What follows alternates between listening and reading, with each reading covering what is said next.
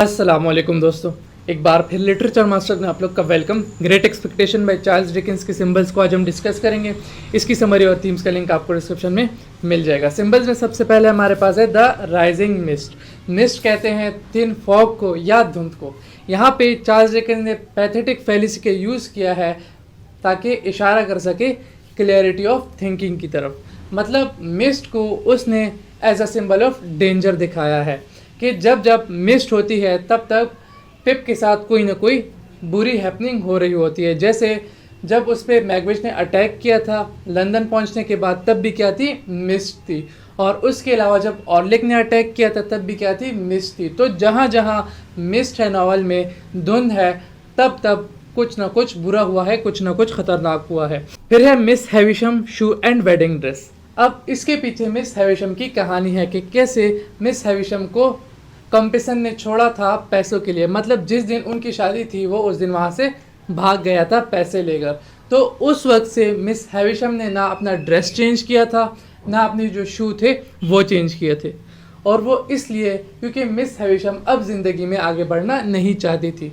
उस ड्रेस का मतलब ये है कि वो ड्रेस जो उसने पहना था, तो इसका मतलब ये है कि ज़िंदगी में अब उसका कोई ऐसा मकसद नहीं रहा कि वो अपने लिए दूसरा ड्रेस चूज़ कर सके या इस ड्रेस को उतार सके। और जो शू है वो ये रिप्रेजेंट करता है कि मिस हैविशम अब ज़िंदगी में आगे बढ़ना नहीं चाहती, इसलिए वो ये जूते नहीं उतार रही। और सेम जो केस है वो स्टेला का भी है। The सैटिस house. अब सैटिस हाउस जो है, जब हम उसकी डिस्क्रिप्शन के बारे में देखते हैं तो वो क्या रिप्रेजेंट करता है? वो ईवलनेस रिप्रेजेंट करता है। क्योंकि मिस हैविशम जो है, जब हम उसके घर को देखते हैं तो उसका घर बहुत ज़्यादा वीरान होता है, जगह जगह जाले पड़े होते हैं, टूटा फूटा घर होता है। ऑल्दो वो हाई सोसाइटी को भी रिप्रेजेंट करता है, लेकिन ज़्यादातर वो हमें ऐसे ही टूटा फूटा नज़र आता है। और वो डिस्परेशन को रिप्रेजेंट करता है, मायूसी को रिप्रेजेंट करता है। उसके अलावा मिस हैविशम्स गार्डन। मिस हैविशम का जो गार्डन है वहाँ पे कोई भी फूल नहीं खिलता। मतलब जितने भी फूल हैं वो सारे मुरझाए हुए होते हैं। तो वो क्या रिप्रेजेंट करता है? वो भी डिस्परेशन को ही रिप्रेजेंट करता है। लेकिन यहाँ पे अब हाई सोसाइटी का भी बताया गया है कि हाई सोसाइटी में ना लव है ना इनोसेंस है। मतलब जो अपर क्लास हैं उनमें ऐसा कुछ भी नहीं है। तो ये भी दिखाया गया है कि एक तो वहाँ पे डिस्परेशन है, दूसरा अपर क्लास जो है उसको भी दिखाया गया है। ब्रेंटली ड्रमल जो है उसको एक हाई सोसाइटी का वेल्थी बॉय शो किया गया है कि जो अपर क्लास हैं वो उस वक्त कैसी थी, उनके अतवार कैसे थे, वो किस तरह लोगों से पेश आते थे और उनकी थॉट्स क्या थी।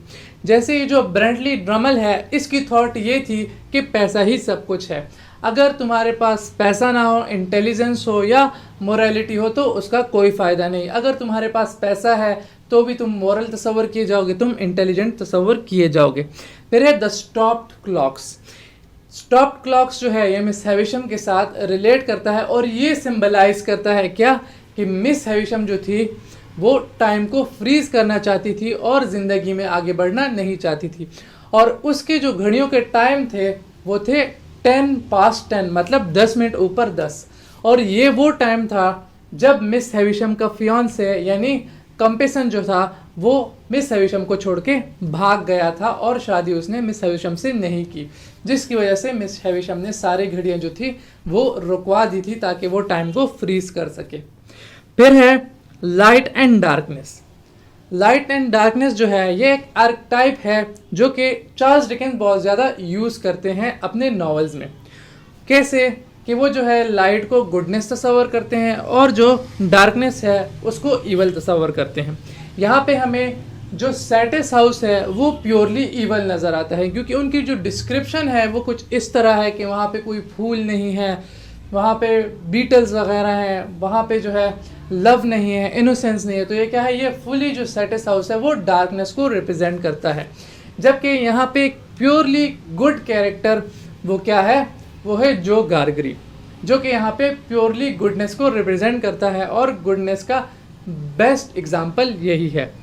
फिर है लॉक्स एंड कीज़। लॉक्स जो है वो यहाँ पे सिंबलाइज करते हैं सीक्रेट्स को और जो कीज़ हैं वो इनकी रेवलेशन को रिप्रेजेंट करते हैं। जैसा कि आप देख सकते हैं कि इसमें बहुत सारे रेवलेशंस होते हैं। कहाँ पे रेवलेशन होते हैं? जैसे मैगविच का रिविलेशन होता है कि मैगविच की जो बेटी है वो स्टेला है। मिस हैविशम का होता है कि उनकी जो फियांसे उन्होंने उन्हें छोड़ा था। तो ये क्या रिप्रेजेंट करते हैं, ये रिवोल्यूशन और जो उनके सीक्रेट्स हैं उनको रिप्रेजेंट करते हैं। फिर है bugs and insects. Bugs and insect जो है वो फ्रस्ट्रेशन को रिप्रेजेंट करते हैं, उसके अलावा फ्यूटल लाइफ को रिप्रेजेंट करते हैं, मतलब अगलीनेस को रिप्रेजेंट करते हैं। ये सिंबलाइज करते हैं किस चीज़ को, अगलीनेस को, क्योंकि सेटिस हाउस जो था वहाँ पे बहुत सारे इंसेक्ट्स थे। उन इंसेक्ट्स में स्पाइडर्स थे और बीटल्स थे जो बहुत ज़्यादा थे वहाँ पे। और इसके अलावा एक बार जो पिप था उसने पूछा भी था स्टेला से कि तुम ब्रेंटली ड्रमल के बारे में क्या सोचती हो। तो ब्रेंटली ड्रमल के बारे में उसने ये कहा था स्टेला ने कि जितने भी अगली मोथ्स हैं वो एक लाइट कैंडल के इर्द गिर्द तो घूमते हैं लेकिन उसकी हेल्प नहीं कर सकते। मतलब यहाँ पे उसने जो बग्स एंड इंसेक्ट्स है उनको अगलीनेस शो किया था, जैसे वो इनडायरेक्टली ब्रेंटली ड्रमल को अगली कह रही थी। फिर है स्टैचू। स्टैचू जो है वो सिंबलाइज करता है किसको, सेंसलेसनेस को, जो कि स्टेला में थी। जब भी पिप स्टेला को किस करता था उसकी चीक्स पर तो उसे कहता था कि तुम बहुत ज़्यादा सख्त हो, जैसे कोई स्टैचू होता है। तो उससे हमें ये पता चलता है कि वो स्टेला को स्टैचू इसलिए कहता था क्योंकि जो स्टैचू है उसमें ना फीलिंग्स होती हैं ना इमोशंस होती है, वो बिल्कुल ठंडा ठार और बिल्कुल सख्त होता है, किसी भी बात को उस पर असर नहीं होता। और स्टेला ऐसी ही थी। स्टेला जो थी उसको Miss Havisham as a weapon use कर रही थी ताकि वो सारे जो लोग हैं, सारे जो मर्द हैं उनसे बदला ले सके। फिर है वेदर। यहाँ पे फिर से चार्ल्स डिकेंस ने पैथेटिक फैलेसी का यूज़ किया है वेदर को बनाने में, क्योंकि हमें ज़्यादातर नॉवल में कैसे वेदर मिलता है, जो अनक्लियर या ब्लर वेदर होता है, मतलब रेन स्टॉर्म, बारिश हो रही होती है, जब भी कोई ख़ास मौका होता है या रेवोल्यूशन होती है जैसे मैकबेथ आया था उस वक्त, या कोई भी ऐसी जो डेंजरस सिचुएशन या कोई ऐसी थ्रिलिंग सिचुएशन होती है तो वहाँ पे रेन स्टॉर्म होती है, मतलब तेज़ बारिश हो रही होती है, तेज़ आंधी चल रही होती है, जो कि डार्कनेस को और डेंजर को सिंबलाइज करती है। फिर है स्टेला's शैडो। स्टेला का जो शैडो है वो ईवल और डार्कनेस को सिंबलाइज करता है, क्योंकि जब जब हमें नॉवल में पिप और स्टेला के बीच में कन्वर्सेशन नज़र आती है तो उसमें पिप स्टेला से एक बात करता है कि तुम्हारे साथ साथ एक शैडो होती है और वो शैडो तुम्हें कहीं नहीं छोड़ती। इसका मतलब ये है कि जो स्टेला है उसमें ईवलनेस है, और पिप के मुताबिक हर जो बंदा है उसमें गुडनेस और बैडनेस होती है, मतलब वो ईवल भी होता है और गुड भी होता है। तो उसे जो है वो स्टेला का जो डार्क साइड है वो नज़र आता है उसकी शैडो से। फिर है जो गार्गरीज हैप्पी फेस। अब यहाँ पे जो गार्गरी का जो फेस है वो क्या सिंबलाइज करता है, वो सिंबलाइज करता है गुडनेस को, क्योंकि जो गार्गरी जो था वो बहुत ज़्यादा कोई हम्बल किस्म का इंसान था, बहुत शरीफ और बहुत ज़्यादा अच्छा इंसान था, क्योंकि उसने मिस्ट्रेस जो थी उसके साथ भी टाइम गुजारा था, वो बहुत ज़्यादा कोई बदतमीज़ सी बदअखलाक सी औरत थी। उसके अलावा जब लास्ट में पिप बीमार पड़ गया था तो किसी ने नहीं बल्कि जो गार्गरी ने पिप की मदद की थी और उसका ख्याल रखा था जब वो बीमार पड़ गया था। तो यहाँ पे जो गार्गरी का हैप्पी फेस है तो ये सिंबलाइज करता है गुडनेस को। तो दोस्तों आज के लिए बस इतना ही। Thanks for watching my video.